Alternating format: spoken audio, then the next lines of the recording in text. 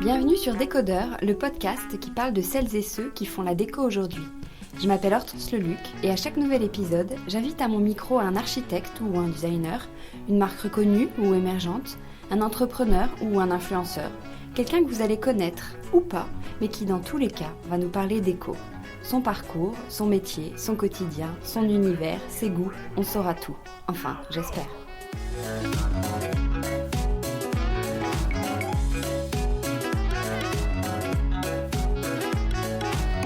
Aujourd'hui, je reçois Alix Desrénis qui a changé de vie pour devenir modeleuse et créatrice de sa propre marque d'objets en porcelaine de Limoges. Ses créations immaculées sont d'un raffinement et d'une élégance toute particulière.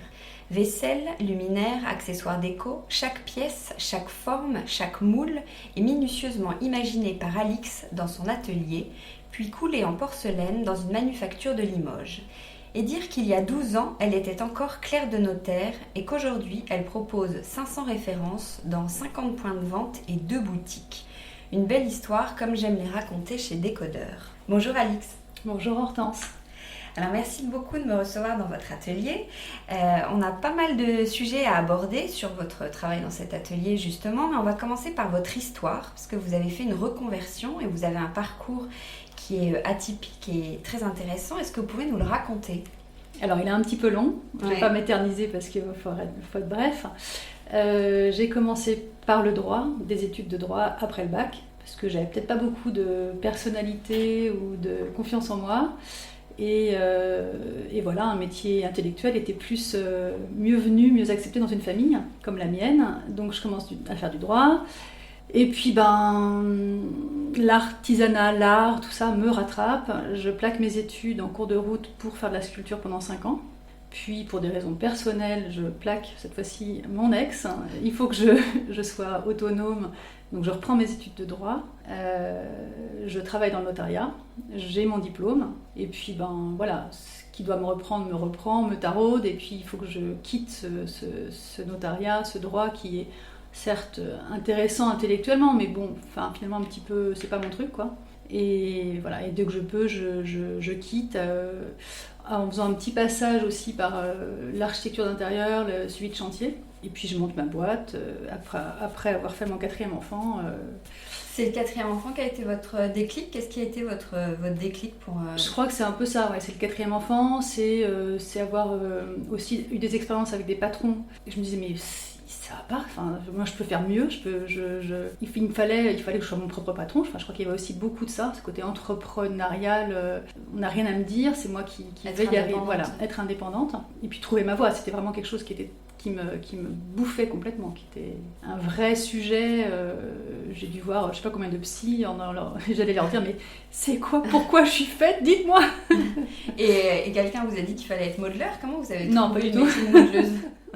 Personne me l'a dit, et puis modeleur c'est une des facettes de mon métier, hein. C'est pas, voilà, c'est la plus importante par rapport au nombre de références que j'ai, mais dans le catalogue des objets, mais c'est pas, voilà, c'est pas que ça.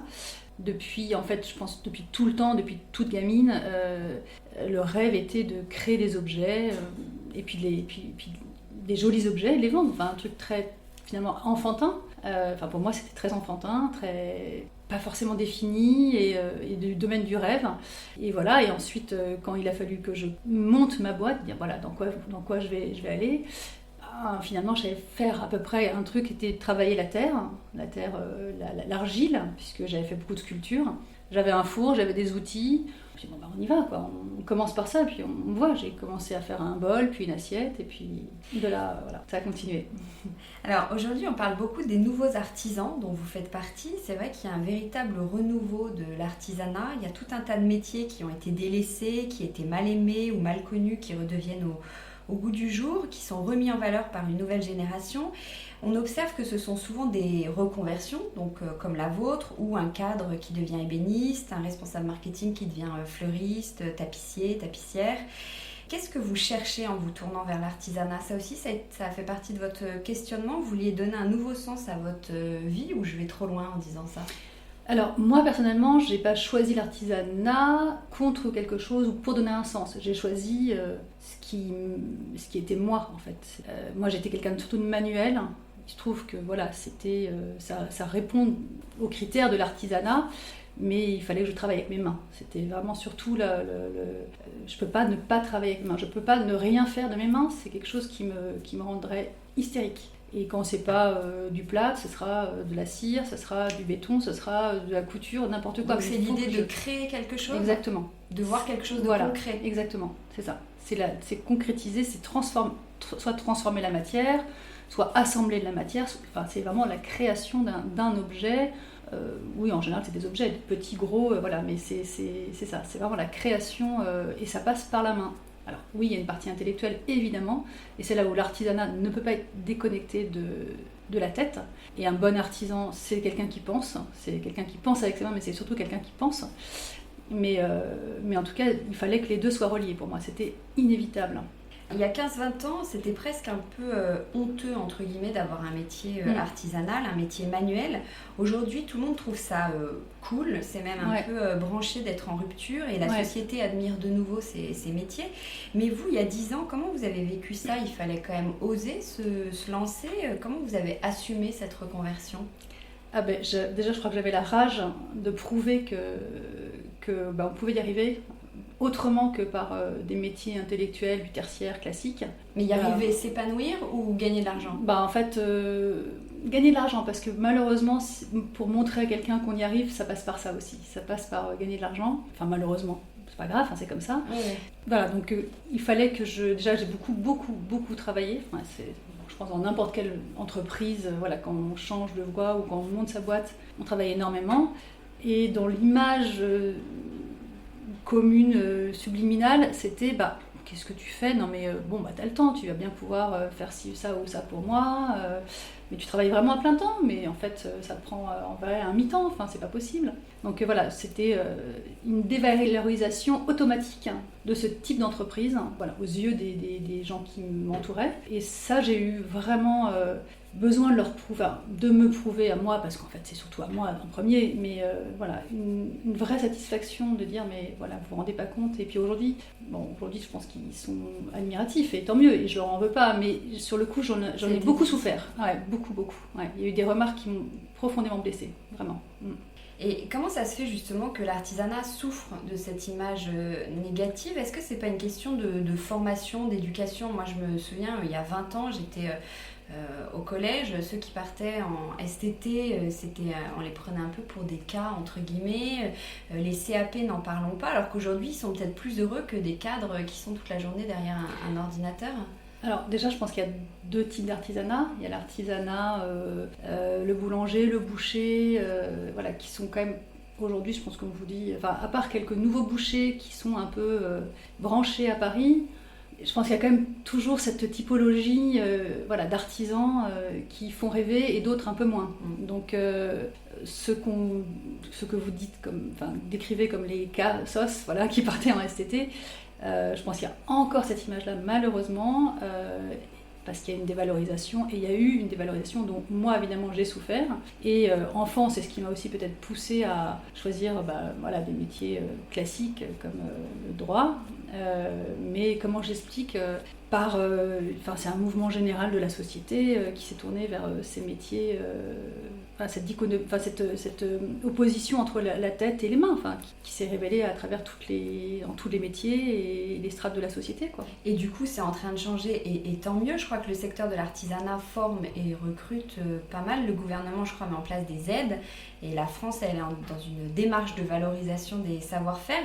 Alors ça, c'est ce qu'on entend. Est-ce que c'est vrai ? Est-ce que vous avez été aidé, vous, dans vos débuts ? Alors, moi, j'ai pas su peut-être demander ou savoir, je savais pas où aller. Donc, j'ai eu un peu d'aide par un organisme qui s'appelle Atelier d'Art de France, mais qui est un artisanat d'art. Donc, c'est pas vraiment l'artisanat au sens... l'artisanat, c'est tellement vaste, en fait. C'est assez compliqué. J'ai eu un petit peu d'aide également par la Chambre des métiers, quand même. Il y avait un dispositif qui me permettait d'obtenir des subventions pour faire des salons. Donc il y a un peu d'aide, c'est pas énorme mais c'est toujours bon à prendre. Voilà. Ensuite moi j'étais peut-être un peu toute seule dans mon coin, j'ai un peu travaillé comme ça. J'ai du mal à aller demander de l'aide, donc voilà. Vous êtes débrouillée? Ouais, un peu, toute seule, ouais. Et en étant artisan en 2019, donc vous conservez la tradition, mais vous vivez tout de même avec votre époque. Qu'est-ce que vous avez apporté de nouveau? Est-ce que vous avez cette sensation de bousculer quand même un peu les codes? C'est-à-dire que le travail à la main de la porcelaine de Limoges, c'est ancestral, mais vous avez forcément apporté quelque chose de nouveau? J'ai rien apporté de nouveau en termes de technique, parce que mes techniques sont tout à fait basique, voire même un peu ancienne. Je ne travaille pas du tout la porcelaine comme il la travaille à Limoges aujourd'hui, mais plutôt comme il la travaillait il y a 50 ou 60, même 100 ans. Je n'utilise pas les presses, je n'utilise pas les calibreuses, enfin tous ces outils qui ont révolutionné les cadences de production, je ne les utilise pas du tout. Et ensuite, là où je suis aussi différent, enfin mon travail est différent de ce qui se fait là-bas, c'est que j'aime les choses irrégulières, alors qu'à Limoges, leur œil est devenu d'une perfection, enfin d'une exigence sur la perfection et la ligne, qui n'est pas du tout la mienne. Et au début, ils ne m'ont pas très bien accueillie. Ils ne comprenaient pas du tout toutes ces pièces tordues. Aujourd'hui, voilà, ils sont contents que ça marche. C'est pas du tout ce qui se fait à Limoges, pas du tout. Ouais. Parce que c'est pour ça, comme on parle de nouveaux artisans, je cherche à savoir qu'est-ce qui est nouveau. Nouveau, je pense que c'est cette démarche déjà de retour vers le savoir-faire. Nouveau parce que c'est une typologie d'artisan, c'est pas l'artisanat. Oui, c'est ce que vous dites, voilà, c'est pas le boucher du coin. Non, c'est ça. Voilà, c'est en ce sens-là où. Et puis c'est toutes ces reconversions aussi, beaucoup de reconversions. Et peut-être aussi dans la nouveauté, cette réflexion qui précède l'engagement, alors qu'avant c'était subi peut-être par tous ces cas de STT dont vous parliez. Aujourd'hui, il y a un engagement, il y a une réflexion, et là, en ce sens-là, c'est nouveau, oui. Pourquoi vous avez choisi la porcelaine et pas un autre matériau? Elle a des avantages particuliers? Elle a que des désavantages. Techniquement parlant, c'est un enfer. Pourquoi? Elle est extrêmement exigeante. En fait, je l'ai choisie parce qu'elle est très noble, elle est très belle, elle est transparente, elle est très exigeante. Et j'adore cette exigence en fait. Je trouve que c'est très challengeant, c'est très contraignant enfin, et challengeant, voilà, de par sa technicité. Et sa solidité, enfin voilà, elle présente énormément d'avantages dans son désavantage, dans tous ses inconvénients. Donc dès le début, vous êtes mis un challenge, du coup, choisissant la plus énorme, difficile. surtout qu'au début, j'ai commencé à faire de la faïence, qui est l'argile des potiers, voilà. Et je trouvais que c'était aucun intérêt, pas assez solide, pas assez, voilà. Mais j'avais déjà une vingtaine de références avec 20 moules. Et quand on sait que un moule, par exemple d'une tasse, pour une pièce en faïence, si on coule dedans de la porcelaine, ça va donner un coquetier. C'est-à-dire que ça réduit de 20%. Ah. Donc il a fallu refaire déjà une vingtaine de moules, ce qui est quand même, au début, quand on se lance, on se dit, bon, allez, on recommence. Donc on se remet à son ouvrage et on y retourne. Mais bon, voilà, c'était à ce moment-là, sinon, aujourd'hui, je pourrais plus refaire faire marche arrière. Là, donc voilà, dans la porcelaine, c'est extraordinaire. C'est un matériau incroyable. Mais c'est quoi la porcelaine? C'est un mélange déjà de kaolin. Alors le kaolin, c'est une pâte qui est très blanche, qui est rare, de feldspath et de quartz. Voilà, donc c'est ces trois éléments qui, selon elles sont plus ou moins, les proportions diffèrent un peu selon la pureté de la porcelaine. Donc c'est plus ou moins blanche, plus ou moins solide. Elle supporte des températures de cuisson plus ou moins importantes, mais globalement c'est ce qu'on appelle une pâte dure et haute température. Donc elle cuit à 1400 degrés à Limoges, ce qui est la plus haute température de cuisson qui existe, et ce qui la rend extrêmement solide, très résistante à tous les chocs thermiques ou mécaniques. Donc elle va au lave-vaisselle, évidemment, au four. Donc, mais vous recevez de la pâte, à quoi ça ressemble? Alors, soit elle est sous forme de pain plastique, donc un peu comme de l'argile, comme on peut faire aux enfants, voilà, donc on peut faire du modelage. Ouais. soit elle est sous forme liquide, donc on la coule dans des moules et qu'on appelle de la barbotine, soit on peut la voir sous forme de poudre et elle est pressée, mais ça c'est vraiment pour des utilisations très précises, plus techniques et dans les usines. Voilà, principalement c'est liquide ou plastique. D'accord. Et on entend beaucoup parler de la céramique actuellement, c'est très tendance. Quelle différence avec la porcelaine? La céramique, c'est la famille de différentes pâtes céramiques. Donc dans la céramique, il y a de la faïence, et ensuite il y a le grès et la porcelaine qui eux sont cuits à plus haute température. Voilà, la céramique c'est un ensemble. C'est un ensemble de pâtes céramiques. C'est un ensemble de pâtes. Ouais. Alors quel est le procédé de création? Comment on crée une pièce en porcelaine? Quel cœur de votre métier? Alors, il y a plusieurs manières de la créer. Soit on la tourne, il y a des gens qui peuvent la tourner, donc un peu comme un potier, mais moi, c'est pas le cas, puisqu'il faut que ça soit reproduisible dans une manufacture. Donc il faut qu'ils aient des moules. Donc en premier, on crée un modèle en plâtre. On le crée souvent au tour à plâtre. Donc là, il a fallu apprendre aussi à tourner le plâtre. Donc c'est par retrait de matière, un peu comme quand on tourne le bois. Donc on tourne le plâtre, on choisit une forme, on décide de la forme. De cette forme-là, ensuite, on peut soit la graver, soit en créer une autre parce qu'il faut un pied, par exemple, à un vase. Donc on réfléchit à cette forme-là. Et cette forme qu'on a créée, donc qui est une forme positive, on va faire un moule, toujours en plâtre. Selon la complexité de la pièce, le moule peut avoir 1, 2, 3, 4 parties, et même plus. On peut utiliser dedans pour faire ces moules, on peut utiliser aussi des matériaux composites qui sont des élastomères qui vont faciliter la reproduction des moules et des pièces. Et voilà, et une fois qu'on a le moule et la matrice qui est l'outillage de base pour la production des pièces, on peut produire des pièces dans les moules. Et donc la production se fait à Limoges, vous envoyez ensuite voilà, vos moules? Exactement. Nous, ici à Paris, on fait la partie modelage, donc création du moule, donc modèle, moule et également la matrice qui permet la reproduction des moules. Et ensuite, tout ça, on l'envoie à Limoges. Et à Limoges, ils font quoi du coup? À Limoges, ils produisent les pièces. Mais alors la production, c'est-à-dire ils coulent dans les moules. Ils coulent la barbotine de porcelaine, puis ils démoulent, puis ils cuisent une première fois, puis ils émaillent, puis ils posent éventuellement un décor, donc une troisième cuisson. Voilà. Et puis ils nous renvoient les pièces ou ils les envoient à nos points de vente. Ben voilà, comment vous contrôlez vous la qualité? Comment vous êtes sûr que les pièces ils sont formés pour... Alors, ça fait quand même 8 ans que je travaille avec eux.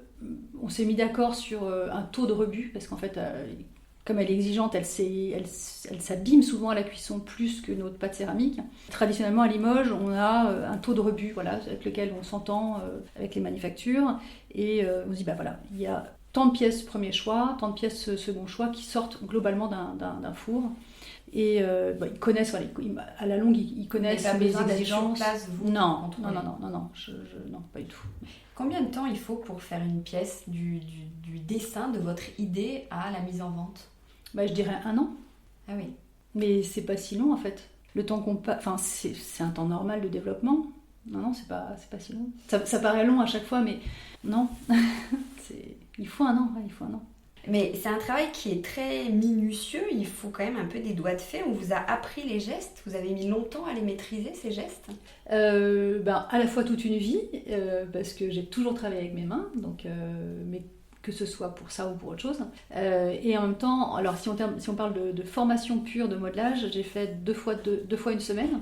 Donc une fois pour apprendre à faire un moule, et ensuite une autre semaine pour apprendre à tourner le plâtre. Mais c'est tout, donc vous êtes vraiment autodidacte. Ouais, je suis autodidacte. Ensuite, j'ai eu une prof exceptionnelle qui m'a beaucoup donné en ce tout petit laps de temps. Et puis sinon, ensuite, on apprend sur le terrain, mais comme pas mal de trucs. Est-ce que vous regrettez de ne pas avoir fait d'école d'art ou autre? Est-ce que ça vous a manqué? Ça m'a beaucoup manqué pendant des années, mais avant que je choisisse mon métier. J'en étais malade. Vous regrettez d'avoir fait des études de notaire plutôt que des études... Alors plus maintenant, plus du tout. Mais à la fin de mes années de droit, à chaque fois j'allais aux Arts Déco, retirer les dossiers d'inscription des concours, à l'ENSI. Et puis en fait, j'étais pas... Je me disais que j'avais trop peur de l'échec, donc je continuais le droit, puisque là je passais, voilà. Donc je continuais. Et donc pendant des années, j'ai cru que c'était un gros frein, en fait, pour choisir une voie différente de celle du droit. Et puis voilà, quand on est débarrassé un peu de tout et qu'on se dit, bah, de manière, si j'essaye pas maintenant, ça sera, je le regretterai ça toute ma vie, c'est de ne pas avoir essayé. Bon ben voilà, on fait avec ce qu'on a et puis on se lance. Et aujourd'hui, je ne regrette pas du tout de ne pas avoir fait d'art, enfin d'école d'art, parce que je crois que ça formate aussi beaucoup les élèves qui en sortent. Et voilà, et c'est pas, je suis pas quelqu'un, je pense, de formaté, et c'est ce qui a fait que j'ai pu trouver plus facilement mon style. Mais justement, vous parliez tout à l'heure, vous aviez des pièces qui sont un peu imparfaites, si je peux me permettre, c'est l'imperfection artisanale. Vous, c'est ça que vous trouvez beau, que vous cherchez? Je trouve que l'imperfection, elle témoigne de l'humanité. Enfin, c'est ça qui est beau, c'est l'humanité, c'est pas la machine. Ça donne plus d'émotion, en exactement, fait. C'est exactement. Des pièces qui sont c'est l'âme, ce qu'on appelle le supplément d'âme, qu'on retrouve de temps en temps. Voilà. Mais oui, c'est ce qui plaît à votre clientèle. Et c'est ce qui plaît à ma clientèle, et ouais, moi c'est ce qui me plaît en tout cas. Donc, Alors vous avez commencé par l'art de la table, puis les luminaires, puis les bougies et les bijoux. Oui. Comment vous avez pensé à faire des luminaires en porcelaine? Parce que l'art de la table, bon, c'est plus attendu, mais les luminaires? Les luminaires sont venus tout de suite parce que quand on met une ampoule dans un bol en porcelaine, on voit qu'il y a une translucidité et on se dit tiens, il y a quelque chose à faire avec ça. Donc j'ai tout de suite fait un premier luminaire, puis un deuxième, et c'est très amusant. Enfin voilà, le luminaire en porcelaine diffuse une lumière en plus très chaleureuse, douce. Enfin c'est super, enfin, j'aime beaucoup. Et vous faites aussi des très belles bougies. Est-ce que c'est vous qui travaillez la cire? Non, là on peut pas tout faire, non. J'ai des sous-traitants pour les choses que vraiment je ne peux pas faire, qui sont trop techniques, enfin la cire, surtout pas moi, le parfum, surtout pas moi. Comme vous parliez de modelage, je me suis dit peut-être que la cire, on pouvait la modeler. Non, pas du tout. Non, c'est des cires qui sont coulées à la main. Alors c'est un super cirier qui travaille avec des très belles maisons, qui est en France, et pareil pour le parfum, c'est une femme qui fait tous les parfums, une parfumeuse, un nez qui fait tous les parfums, avec les directives que je lui donne, mais voilà. Et vous avez aussi certaines de vos pièces qui sont gravées, c'est votre touche, tout est gravé à la main. Ouais. Ça, c'est à quel moment dans les étapes? Donc c'est justement après le tour à plâtre, après qu'on ait modelé la pièce sur le tour, qu'on ait la forme définitive. À ce moment-là, on apporte une touche de gravure, et on a toutes sortes de petits outils qui sont un peu les mêmes outils qu'en bijouterie d'ailleurs, qu'on utilise pour graver le plâtre. Et vous avez un service de personnalisation aussi? On peut personnaliser à leur faim. Ça aussi, ça se fait ici ou ça se fait à Limoges? Alors, ici à Paris et à Limoges selon les volumes. Et on est en train de développer un service de monogrammage, pour le coup vraiment à leur fin, fait par une décoratrice sur porcelaine. Et ça, c'est un service, c'est sublime, hein, c'est quelque chose de très... Et ça marche bien, ça? C'est assez demandé?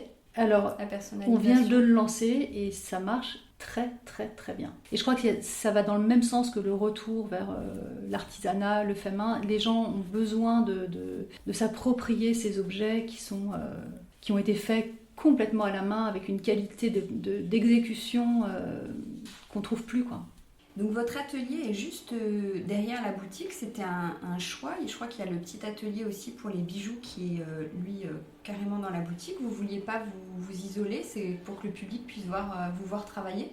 Oui, parce que déjà je trouve que le cadre s'y prêtait, on avait de l'espace, donc j'aime bien aimé l'idée de recréer une sorte de petite guérite pour les bijoux. Et puis bon, le plâtre, ça nécessite quand même un endroit plus fermé parce que ça génère de la poussière, donc il fallait que ce soit fermé. Mais néanmoins, l'endroit est vitré. Donc on peut nous voir travailler sur le bijou ou sur le plâtre de la boutique. Vous avez un style qui est très pur, qui est raffiné, il n'y a pas de superflu, c'est très délicat, élégant. Vous avez tout de suite voulu donner cette identité à votre marque. Est-ce que vous avez dû faire un choix de style ou c'est venu naturellement parce que c'est le vôtre?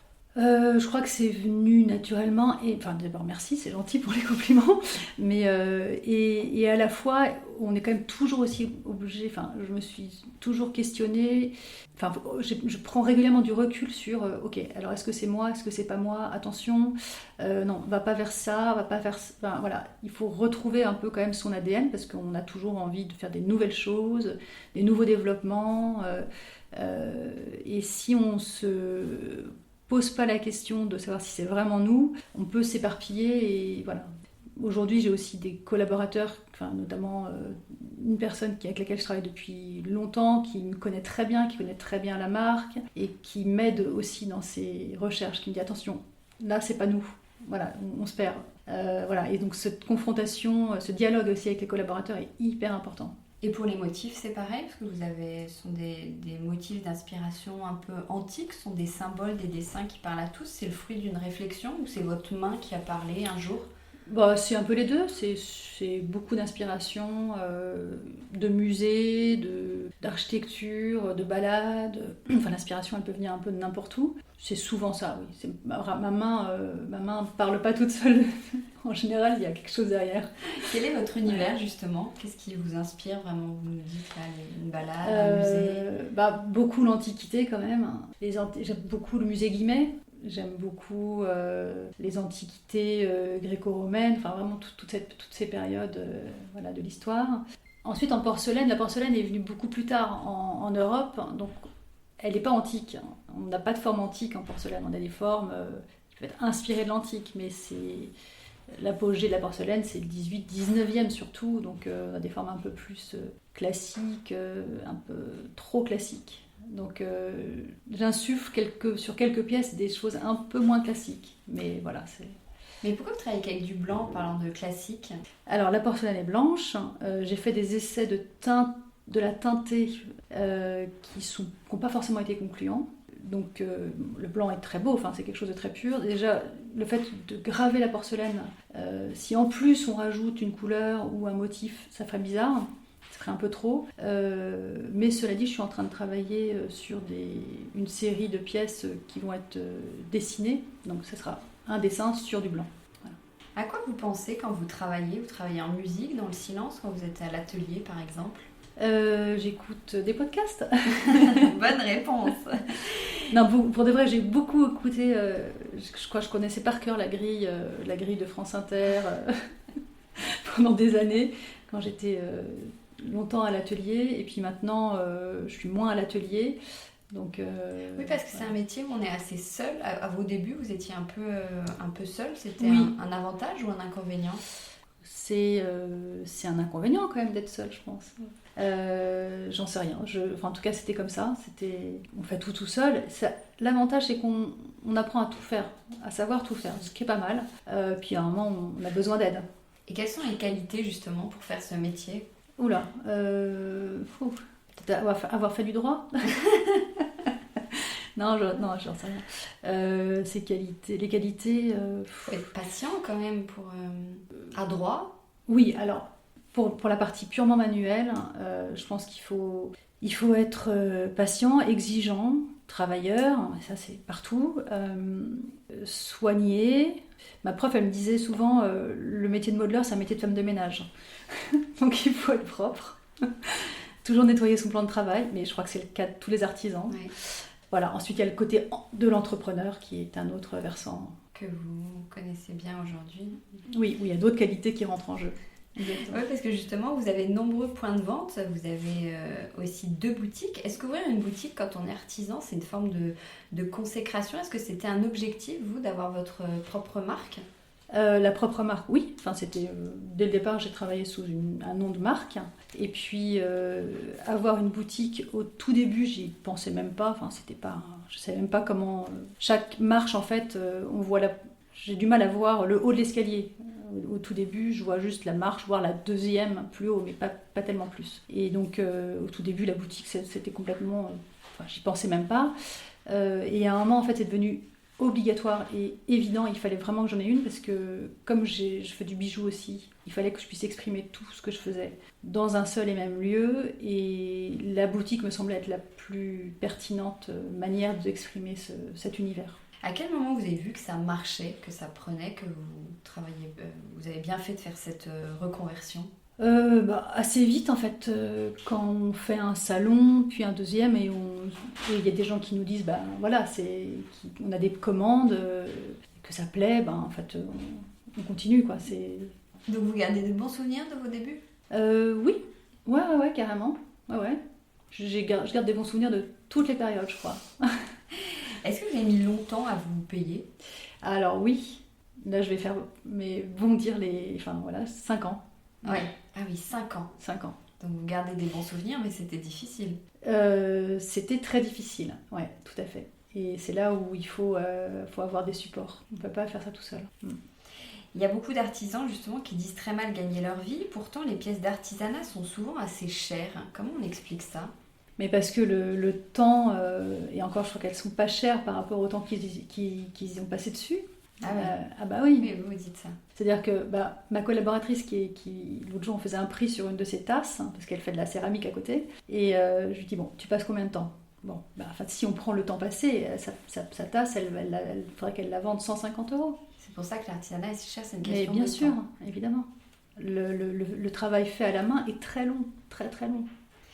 Aujourd'hui, est-ce que ça fait du bien d'avoir son travail reconnu et salué? Est-ce que vous vous y attendiez? Pas du tout. Non, pas du tout à ce point-là. Alors vraiment pas. Non, c'est évidemment hyper agréable. Ouais, c'est super, c'est vraiment super. Qu'est-ce que vous préférez faire dans votre métier? Créer, évidemment, c'est quand même ce qu'il y a de plus... Moi, ce qui me meut et qui me donne envie d'avancer, c'est d'avoir des nouveaux projets, des nouveaux développements, d'inventer des nouvelles pièces, et puis ensuite voir que ça plaît, c'est pas mal. Voilà, mais ensuite tout est intéressant. Enfin, le jour où on embauche son premier salarié, c'est une énorme satisfaction, j'en avais les larmes aux yeux. Enfin, c'est des choses qui... Tout est... Il y a des trucs moins marrants, c'est sûr. Et l'idée, c'est de pouvoir déléguer ces trucs moins marrants, mais tout est intéressant quand même. Alors justement, pour mieux comprendre votre travail et vos journées, on va inventer une semaine type. Vous pouvez nous dire ce que vous seriez en train de faire. Par exemple, que faites-vous le lundi à 10h? Quand je peux, je rentre du yoga. J'ai un cours de yoga à 2 pas du bureau. Le mardi à 13h. Je crois que je prends un sandwich sur mon bureau. Donc vous travaillez beaucoup ici.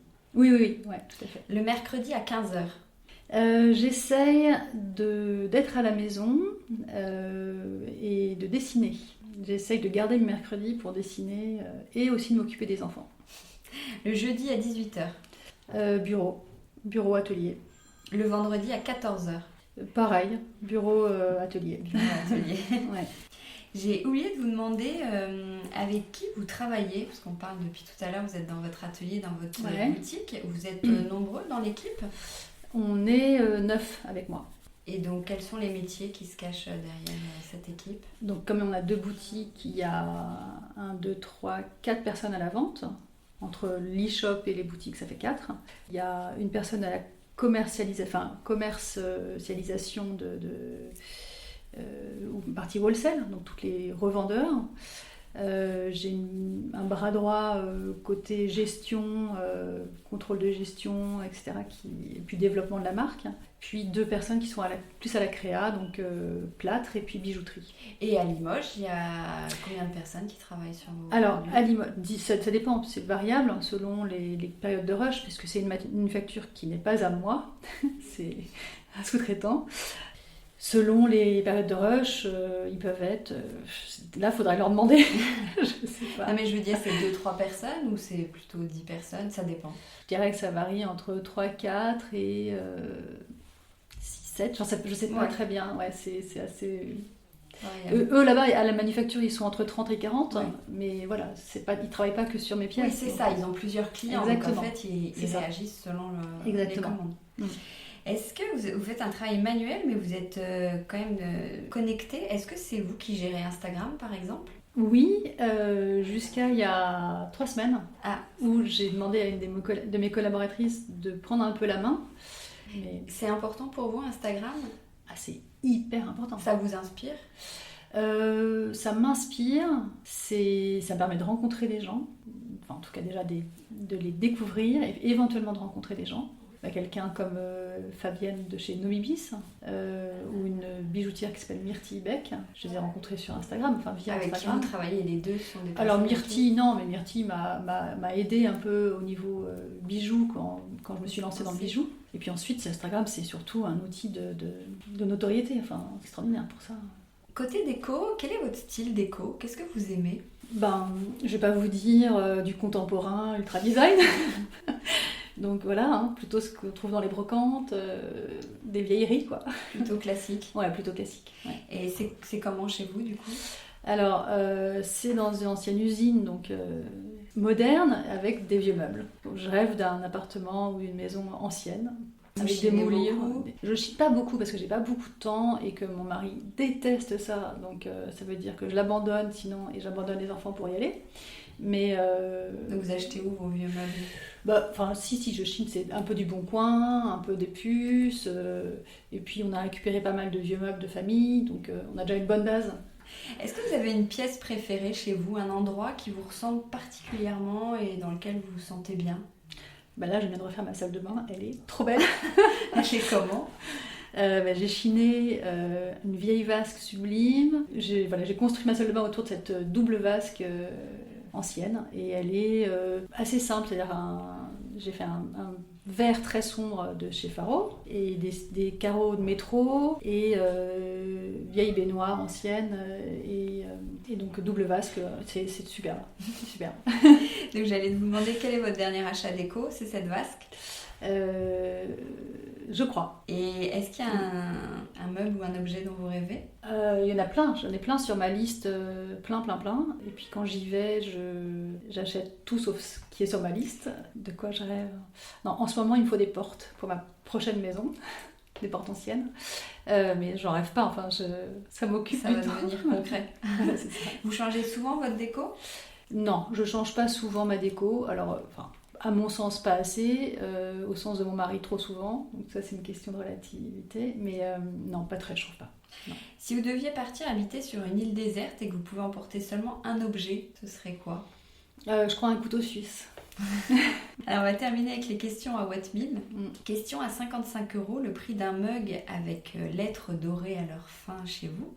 Alix Derenis, D, c'est quoi ? C'est mon nom de jeune fille, c'est 2 pontes. Voilà, donc j'ai fait un petit peu à l'anglaise. Ça parle pas trop au français, cette manière de donner un nom à Alix Derenis, mais c'était un peu comme P.D. James. Enfin voilà, c'est cette lettre qui arrive en plein milieu, donc de temps en temps on m'anoblit, on me dit Alix. Beaucoup de gens pensent que c'est Alix Derenis.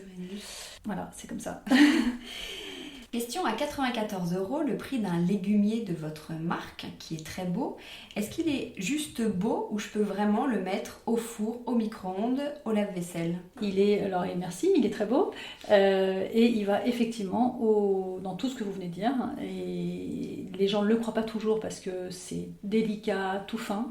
Mais cette solidité, quand je disais tout à l'heure mécanique et thermique, c'est ça. C'est-à-dire que les pièces, vous faites des gratins, vous faites des soufflés, des lasagnes, des crumbles, ça passe au four, il n'y a aucun problème. Et au contraire, il faut l'utiliser tous les jours. Toutes vos pièces de porcelaine. Pour toutes les pièces de porcelaine, c'est de la porcelaine de Limoges et c'est réellement, je vous le garantis, très solide.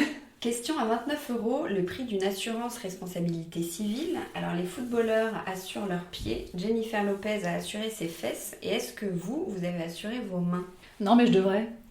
Non mais pour de vrai, c'est un peu mon angoisse. Je me dis mais si je me casse une main, un bras, ça m'angoisse complètement. Non, je n'assurerai pas, mais c'est une angoisse. Ouais. Merci beaucoup Alix. De rien, merci beaucoup Hortense.